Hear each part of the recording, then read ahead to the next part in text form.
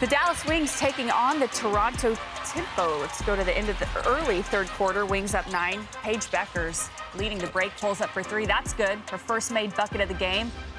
Late in the fourth, 5-point game, Arike Ogunbowale drives, gets the bucket, gets the foul. She had 21. The Wings win 94-88.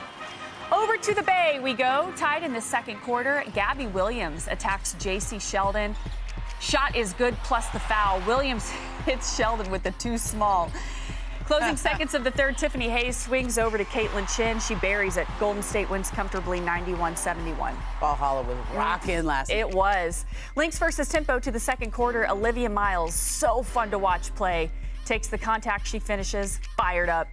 Fourth quarter, Lynx up 4. Kayla McBride with a crafty lay. Lynx win a close one here. Final score 85-81. All right, the Lynx are the only team to clinch a playoff spot so far, but the standings are packed with teams. They really are. From 4 to 8, all separated by just 3 games. Ramona, it's insane. Stretch run of the season will be key for seeding, of course, in the postseason. This is fun. We're going to watch to see if teams jockey for position, if they want to draw a certain matchup. A lot on the line. All right, now to a developing story. Yesterday, a WNBA task force of team presidents and GMs met and discussed transgender athletes, but did not arrive at any eligibility rules. The 2026 CBA, signed in March, states that, quote, only players who are women are eligible to play in the WNBA. The league released this statement yesterday. Quote, today's meeting covered a wide range of topics, including ongoing discussions on transgender athletes and the continued hate and vitriol directed at players online. We will continue to engage all league stakeholders in the coming weeks and months. We will approach these important conversations thoughtfully and in alignment with the values of our league. There are no immediate eligibility matters affecting the WNBA, and we strongly denounce the bad faith efforts to use these topics to demean or marginalize others. Now welcoming in our WNBA reporter, Alexa Philippou, for more on this WNBA meeting that happened yesterday. Alexa, what was the true intention of this meeting? What can you tell us?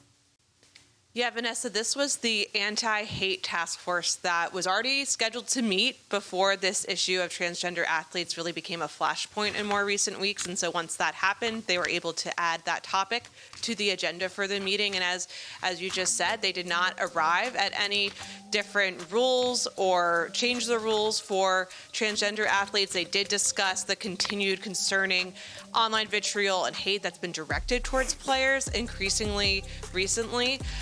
When it comes to the eligibility rules, a lot of people feel like right now the rules that are in place, so you mentioned that the line in the CBA, it's not really clear how that would impact transgender athletes or non-binary intersex athletes. And so moving forward, I think you can expect a few things. One, that this could be a little bit of a slower process, a really deliberate process as they try to figure out the best path forward.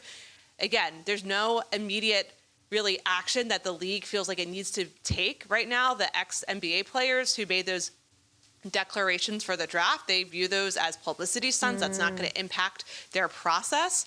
And then when it comes to who's involved with this conversation, it's going to be not just this task force, but also stakeholders throughout the league, players. Obviously, if the CBA was determining who is eligible for playing in the league, that's collectively bargained. So that's going to be a conversation that continues to involve players as they figure out what the best path is to move forward. Yeah, really insightful stuff. Thanks for clarifying, Alexa. Thanks for your time. All right, time now for celebrating WNBA 30, presented by Lilly. On this date in 2010, Cynthia Cooper went into the Naismith Basketball Hall of Fame. Ramona, you know the 2-time MVP and 4-time champ well, as do I. I couldn't love her more.